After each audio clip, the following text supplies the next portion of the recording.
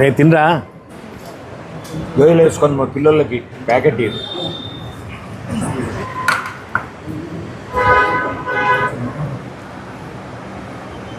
యూట్యూబ్లో విచక్షణారహితంగా ప్రతి ఒక్కరిని విమర్శించే సిస్టమ్ ఈ నడవని ఎక్కువ ఫాలో అవుతున్నారు. ఫేస్బుక్లో కానీ ట్విట్టర్లలో కానీ ప్రభుత్వం ఎన్ని చర్యలు తీసుకున్నా కానీ వాళ్ళు దాన్ని బేఖతారు చేస్తూ ఇతర దేశాల్లో ఉండి కూడా ఇక్కడ విషం చిమ్మడము, జాతుల మధ్య వైరాన్ని పెట్టడము, కులాల మధ్య చిచ్చు పెట్టడము, ఇటువంటి కార్యక్రమాలన్నీ యథేచ్ఛగా జరుగుతున్నాయి. కానీ ప్రభుత్వము ఎన్ని చర్యలు తీసుకున్నా అవన్నీ బేఖతారు చేస్తూ ప్రతి ఒక్కరు కూడా ఈ నడవన సోషల్ మీడియాను వేదికగా చేసుకొని ముఖ్యంగా మా ఆర్యవైశ్యులను గురించి అమెరికా నుండి పంచ్ ప్రభాకర్ అనేటువంటి సోషల్ మీడియా క్రియేటర్ జాతిని ఉద్దేశించి మాట్లాడుతూ జాతిలో ఉండే పెద్ద మనుషులను ఎంతోమందిని విమర్శిస్తూ ఈ యొక్క జాతి గురించి చాలా నీచమైనటువంటి మాటలు ఆయన తన సోషల్ మీడియా ద్వారా తెలియజేయడం జరిగింది.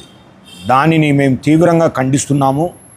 ప్రొద్దుటూరు ఆర్యవైశ్య సభ తరపున, ప్రొద్దుటూరు ఆర్యవైశ్యుల తరపున మరియు స్టేట్ ఆర్యవైశ్య మహాసభ తరపున కూడా మేము దీన్ని ఖండిస్తున్నాం. పెద్దలు టీజీ వెంకటేష్ గారిని కానీ, తర్వాత వారి కుమారుడు మంత్రివర్యులు టీజీ భరత్ పైన కానీ, ఇంకా ఇతరత్ర పెద్దల మీద చాలా నీచమైన మాటలు మాట్లాడుతూ ట్రోల్ చేయడం జరిగింది. ఆర్యవైశ్యులు ఎప్పుడు కూడా వేరే వారి డబ్బుతో ఇక్కడ సర్వీస్ చేసే మోటో ఉండదు. కేవలం ఆర్యవైశ్యుల దగ్గరనే మేము వసూలు చేసుకుని మేము సంఘసేవ చేయడానికే ఇక్కడ మేము కూర్చొని ఉన్నాం. కేవలము అన్నసత్రాలే కాదు, విద్యలోనూ ఆర్యవైశ్యులు ఈ నడవన కులమతాలకు అతీతంగానే మేము సేవ చేస్తున్నాము. తర్వాత సామూహిక వివాహాలు కూడా సేవ చేస్తున్నాము.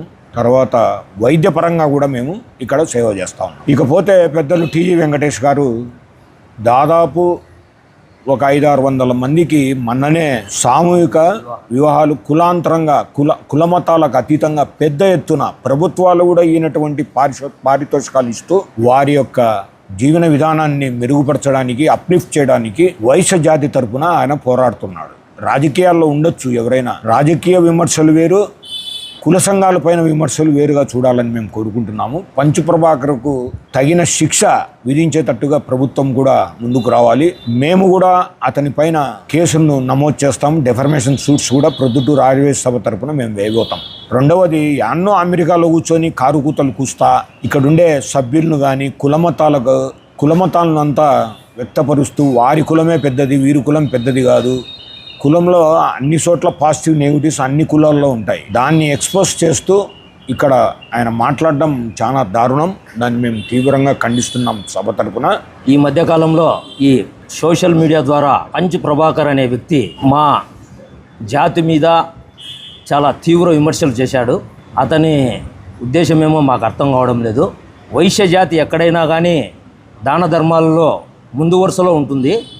తెలుగు రాష్ట్రాలలో ఎక్కడికి పోయినా కానీ, ఏ ఊరిలో కానీ, ఏ గ్రామంలో కానీ, ఏ మున్సిపాలిటీలో కానీ, ఏ కార్పొరేషన్లలో కానీ, వైద్యపరంగా కానీ, విద్యాపరంగా కానీ ఎవరైనా దాతలు ఉండారు అంటే ముందు వరుసలో వైశ్యులు ఉంటారని అతను గమనించాలా.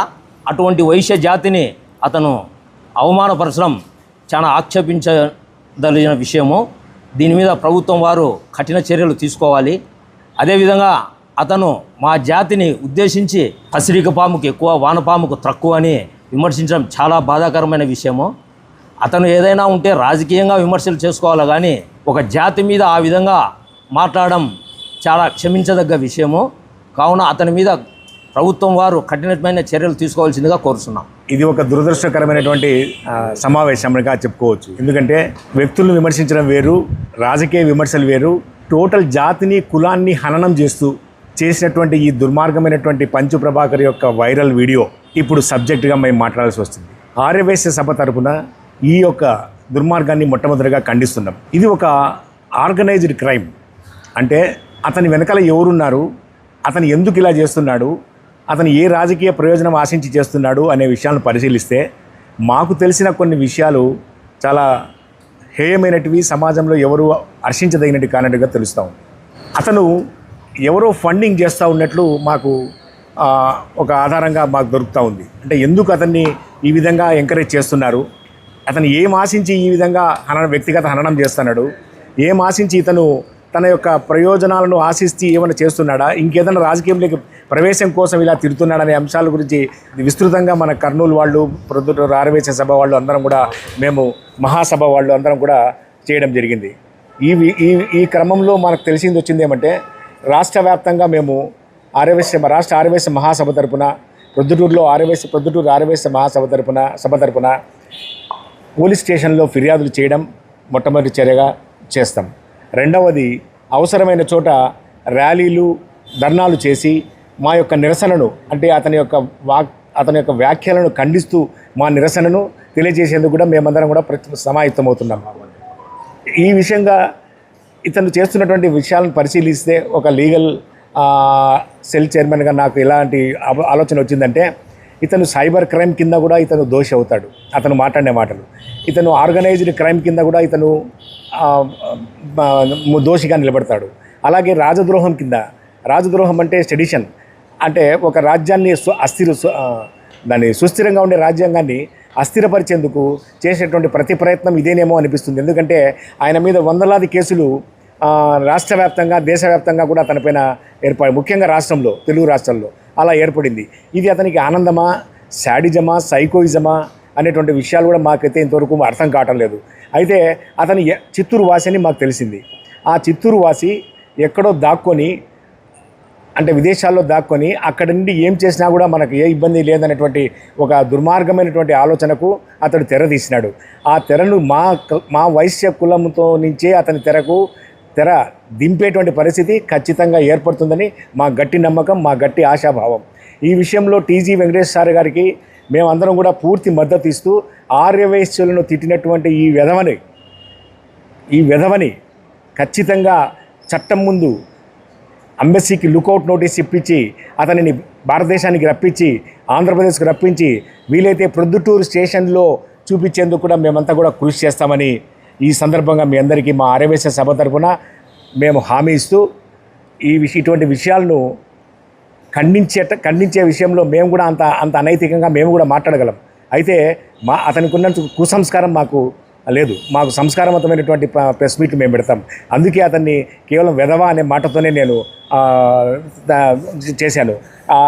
ఈ క్రమంలో రాష్ట్ర ఆర్యవైశ్య మహాసభ, ప్రొద్దుటూరు ఆర్యవైశ్య సభ సంయుక్తంగా, విడివిడిగా మొత్తం రాష్ట్ర వ్యాప్తంగా, ఇంక్లూడింగ్ ఇతర రాష్ట్రాల్లో కూడా ఈయన పైన కేసులు నమోదు చేయడానికి అన్ని పథకాలు అన్ని యొక్క ఏర్పాట్లు చేసినాము. ఇతని పైన ఉన్నటువంటి దీని కింద ఇతను ఏ దాని కింద వస్తాడంటే, ఏ సెక్షన్ల కింద ఇతను దోషిగా నిలబడతాడంటే, 111 BNS వ్యవస్థీకృత నేరము, అంటే ఆర్గనైజ్డ్ క్రైమ్ కింద, సెక్షన్ 196 BNS సమూహాల మధ్య శత్రుత్వాన్ని పెంపొందించటం, తర్వాత సెక్షన్ 352 BNS శాంతి భద్రతలకు విఘాతం కలిగించేలా ఉద్దేశపూర్వకంగా అవమానించటం, సెక్షన్ 353 BNS ప్రజలలో అలజడి, దుష్ప్రచారానికి దారితీసే ప్రకటనలు చేయడము, సెక్షన్ 356 BNS పరువు నష్టము, సెక్షన్ 152 BNS భారతదేశ సార్వభౌమత్వము, ఇతర ఐక్యత మరియు సమగ్రతకు ముప్పు కలిగించే చర్యలకు తీసుకోవడం జరిగింది. ఇతను వీటన్నిటి నేరాల కిందట ఇతని మీద కేసులు నమోదు చేసడానికి అవకాశం ఉంది. మేము కూడా ఆ ప్రయత్నంలో ఉంటాము. ఇంకొకటి ఏంటంటే, ముఖ్యంగా ఇన్ఫర్మేషన్ టెక్నాలజీ యాక్ట్ 2000లోని సెక్షన్లు 66C, 66D మరియు 67 గుర్తింపు దొంగతనం, కంప్యూటర్ వనరులను ఉపయోగించి రూపమార్పిడి ద్వారా మోసం చేయడము మరియు ఎలక్ట్రానిక్ రూపంలో అసభ్యకరమైన, హానికరమైన సమాచారాన్ని ప్రచురించడం, ఈ నేరాలన్నిటి కింద అతను కావడమే కాకుండా, అతను ఫేక్ ఐడీలు, అంటే అతని సొంత ఐడీలు కాదు, ఇప్పుడు ఇచ్చినటువంటి వీడియోలన్నీ కూడా ఫేక్ ఐడీలు. ఆ ఫేక్ ఐడీలను కూడా మేము సైబర్ క్రైమ్కు ఇన్ఫర్మేషన్ ఇచ్చి, వాటి నుంచి వెలికి తీసి, ఇతని ఎటువంటి పరిస్థితుల్లో లుకౌట్ నోటీస్ ఇచ్చి, అతన్ని భారతదేశానికి రప్పించి, రాష్ట్రానికి రప్పించి, ప్రొద్దుటూరుకు రప్పించేంత వరకు మేము ఊరుకోమని ఈ సందర్భంగా ఆర్యవైశ్య సభ తరపున తెలియజేస్తూ, ఈ అవకాశం ఇచ్చిన ప్రతి ఒక్కరూ తప్పనిసరిగా యూట్యూబ్లోకి వెళ్ళి కడప వార్తను లైక్ చేయండి, సబ్స్క్రైబ్ చేయండి. ఇట్లు మీ జి రమణయ్య, ఎడిటర్, కడప వార్త.